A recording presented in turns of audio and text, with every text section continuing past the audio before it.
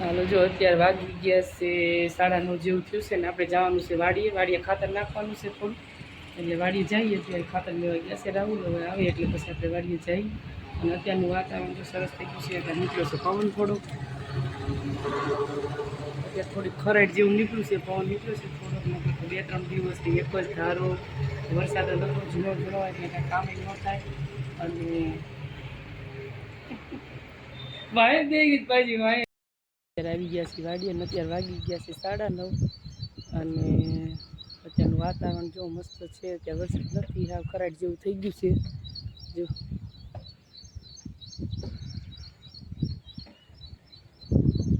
અને સરસ મજાનો પવન નીકળ્યો છે અત્યારે જો ખાતર નાખવાનું ચાલુ છે ને અડધે પૂગી ગયા છે ખાતર નાખતા નાખતા અને જો પાણી લઈ આવ્યા છે ભરીને અને ખાતર નાખવાનું ચાલુ છે અત્યારે અડધામાં નખાઈ ગયું કા અડધામાં નખાઈ ગયું છે આવું ખાતર છે જો યુરિયા ખાતર છે પણ આ થોડોક ટાઈમ પડ્યું રહ્યું ને એટલે થોડું સારું થઈ ગયું અને હવે પીને પાણી પછી પાછા નાખવી અડધામાં નાખવાનું બાકી કેટલું નાખવાનું બાકી છે અડધું છે બાકી નાખી દઈએ આપણે જાય જો બહુ પડી ગઈ છે જઈ નાખવા મળી ખાતર જો અત્યારે વાગી ગયા છે 11 અને આપણે ખાતર નખાઈ ગયું ને આપણે જવું છે ઘરે ભરી છે આમ આપણે હાથ ધોઈ લીધા જવું છે ઘરે ખાતર નખાઈ ગયું આપણે ખાતર નાખવાનું હતું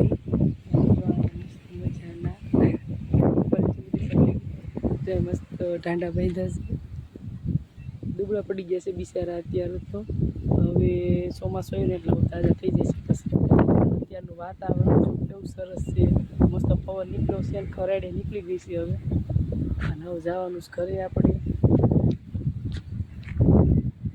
અને જો લઈએ બસ મીઠો લીમડો દાળ શાક ને બનાવવાનું મીઠો લીમડો કામમાં જો મસ્ત મીઠો લીમડો લઈ આવ્યા છે ખાતર બાતર નખાઈ ગયું અને હવે આપણે જઈ ઘરે વાગી ગયા 11 આવે છે ખડ ખાઈ હા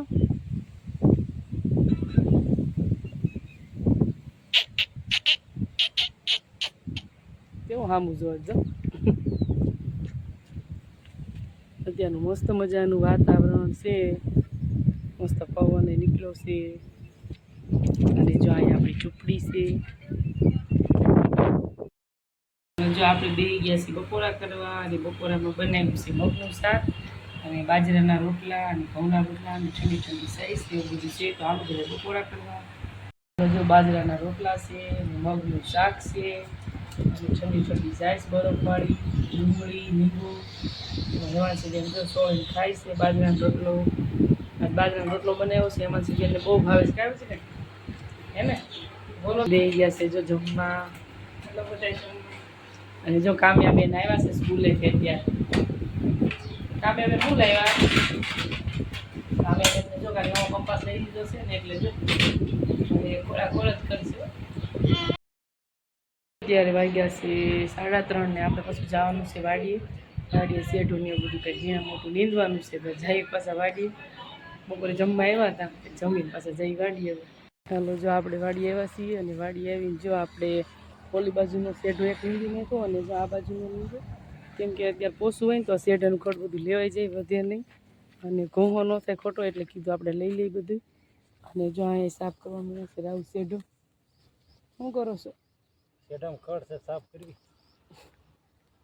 જો આવું બધું ખડ થઈ ગયું છે શેઢે તો હું આપણે હા મકાઈ વાવી છે એટલે એમાં કંઈ ન લેવાનું હોય પણ શેઢા કીધું સાફ કરી નાખવી એટલે વાઢવા ટાઈમે આપણે છે ને નડેનું એવું છે બધું અત્યારે અને અત્યારે વાગી ગયા છે 5 વાગ્યા છે આપણે 4 વાગે આવ્યા હતા અને અત્યારે બફારો બહુ જ છે અને ઘડી બગડી સાટા આવે છે ધીમા ધીમા બફારો બહુ જ છે અત્યારે વાડીએ અને આવી મકાઈ થઈ ગઈ છે સવારમાં આપણે ખાતર નાખ્યું હતું પવન નીકળ્યો છે ધીમો ધીમો થોડો એવું છે બધું અત્યારે વાડીનું વાતાવરણ બેસી ગયા સવાણું ખાવા નાસ્તા કરવા બેસી ગયા જો સવાણું ખાવા સવાણું છે શ્રીહરિનું ને જો અત્યારે શેઠો ઘણો નીંદાઈ ગયો, થોડોક જ બાકી છે આ બાજુ. એટલે પાણી પીધું અને સવાણું ખાવા બેસી ગયા છે. અને થોડો થોડો પવન છે અને થોડો થોડો તડકો છે અને બફારો છે ને એવું છે બધું. હાલો બધા જો નાસ્તો કરવા અને સવાણું ખાવા, શ્રીહરિનું નમકીન મસ્ત મજાનો. જો અત્યારે પવન આવે છે. હમણાં શેરનો નીંદતા હતા ને તો બહુ જ બફારો થતો ને બહુ જ ગરમી હતી, પણ અત્યારે થોડું સારું લાગે, થોડો પવન આવ્યો ને સાંયે બેઠા છીએ લીમડાના ચાંય. જો અહીંયા લીમડો છે ને સાંયે બેઠા છીએ આપણે ઘડી. બફારો તો સેજ કેમ આ શેઢાનો અહીંયા નીંદવી છે ને શેઢવા બાજુ, એટલે બફારો શેઢે તો થાય જ હે ને. બફારો થાય ને શેઠ? થાય તો ખરા જ, નુકસાન ન થાય. જો આ બધું ખડ જેવું થઈ ગયું છે, મકાઈને નડ્યા નહીં ને એટલે જો આપણે બધું ખડ કાઢી લઈએ. દાદાની મારી વીજ ખડ શેઠ કાઢી લઈએ તો મકાઈને નડે નહીં. આપણે કંઈ ઘોડે નથી તો શેઢા વગર શેઢા ઉપર બધું થાય નહીં ભોગો એટલે.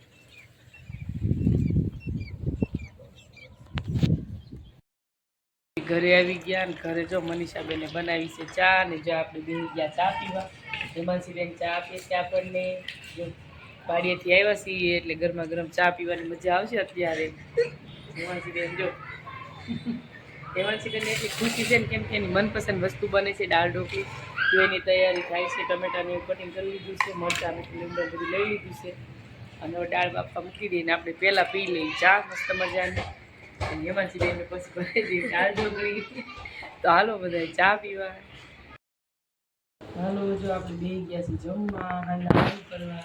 અને જો હાંડા વાળુમાં મસ્ત સ્પેશિયલ બનાવી છે દાળ ઢોકળી. જો મસ્ત દાળ ઢોકળી બનાવી છે મારા હેમાંશી બેનને બહુ ભાવે છે દાળ ઢોકળી. અને બીજું બનાવી છે ઘઉંની રોટલી અને સ્પેશિયલ જો મરચાં ઉઠાવ્યા છે. આજ મેં બનાવ્યા છે મરચાં. રોજ અલગ અલગ રીતે બનાવે છે, આજ મેં બનાવ્યા છે.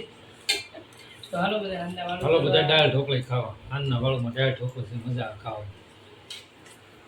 હાલો બધા દાળ ઢોકળી ખાવા. મસ્ત બની છે, હાલો બધા ખાવા.